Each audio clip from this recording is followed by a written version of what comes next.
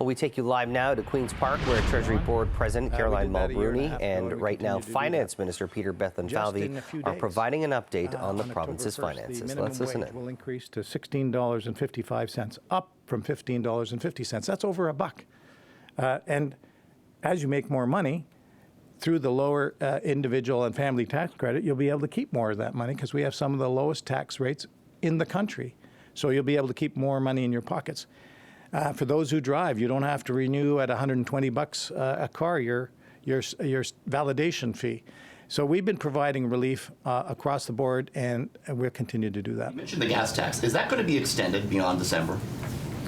Well, I'm not going to speculate on that, but what I will say is that we're going to continue to focus on the environment that we're in, because we acknowledge that, with the higher interest rates, we're really impacting mortgage costs for many, the higher rents, the prices of food, and obviously the price of gas. A big component of inflation that went up last month was gas.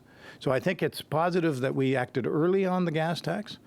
I'd also call on the federal government to follow our lead again, if not cut the carbon tax, which is really hurting people not only in their pocketbooks, but in the production of food and the delivery of food, to cut the carbon tax, or at a minimum pause the carbon tax and help us and follow our lead.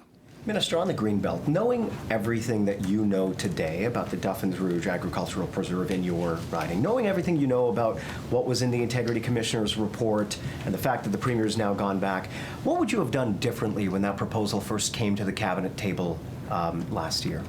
Well, thank you for the question, Colin. I think the Premier's been clear, and through the Auditor General's report, the process could have been a lot better, and I think that's quite an understatement. So I think, as highlighted by the Auditor General, the transparency, the time to make decisions, and the Premier's acknowledged that. That's why we are now accepted 15 out of the 15 recommendations by the Auditor General.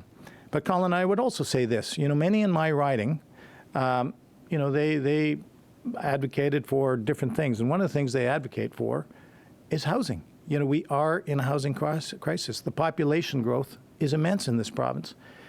It was great to have Zelensky here the other day, a real champion in the world.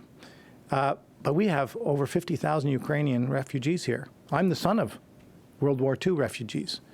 We need, as a government, we need to ensure that we not only have houses, but that we have roads, that we have public transit, we continue to build the subways, that we continue to build the hospitals and healthcare. And I was very proud again to see our Premier and our Minister of Health yesterday in Mississauga, unveil the women's and children's portion of the new Trillium Hospital that's going up. So we've done a lot. We have a lot more to do. We're taking a trip there. Let's get back to the Greenbelt for a second. So I think a lot of Ontarians want to know that their cabinet ministers are actually scrutinizing decisions that come to the cabinet table. Knowing what you know today, was it still the right approach? Did you say yes to opening up lands in the Greenbelt specifically in your riding? And would you have done something differently at that cabinet meeting?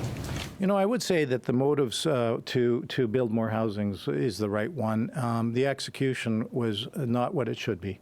And we acknowledge, and certainly taking more time would have been the right thing. I will say with regard to what would you like to see now with the legislation coming forward? Because nobody's really seen exactly what this looks like. Are you providing active input in terms of what you would like to see in that legislation with regards to the Greenbelt protections? Well, I'm not just a cabinet minister. I'm also a caucus member and representing my riding. And of course, the municipality for numerous decades advocated for that land to be developed. We've said now that, no, it's not going to happen. The Premier acknowledged that last week, that, and it takes leadership to do that. How many times do you see politicians actually do that? It takes real courage. Premier, actually. You've seen it a couple of times in COVID, and COVID was a challenging environment. But, the Premier was out there almost every day taking questions from you, and sometimes they were difficult and bullets were flying. But, we got through COVID and we got a bigger majority from the people of Ontario. It takes a lot of guts to admit when you make a mistake. And in that case, we were rewarded with a bigger majority. Colin, we have a lot more to do. We said in the campaign that we would get it done, and I'm going to say right here, we're going to keep going. Minister Mulroney, we're getting an update today about the Eglinton Crosstown LRT, and this has been a long time coming.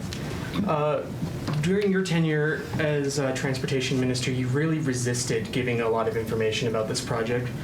Should we interpret that this update is because you are no longer minister, that they are freer to talk about the project? Well, I'm pleased to see that Metrolinx will be providing a technical update today on the project. I know it's something that a lot of people in the GTA have questions on, waiting for some information on when it will actually open. What I can say is what I've always said is that I'm sure Metrolinx will reiterate our commitment to safety and making sure that when it does open, that it's safe for Ontarians to use.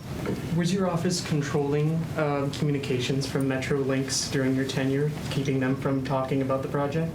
Look, we've been very clear every time I come to the microphone, or as I did as Minister of Transportation, if I was asked questions about the crosstown, I would answer with the information that I had available. I can tell you that we are working, Metrolinx is working closely with the new Minister of Transportation now to make sure that we deliver a project that will be safe, a transit system that will be safe for Ontarians to use. Minister Bethlenfalvy, have you taken a look at what Alberta is proposing on pensions, and could you share any thoughts you have on how that might affect Ontarians' pensions?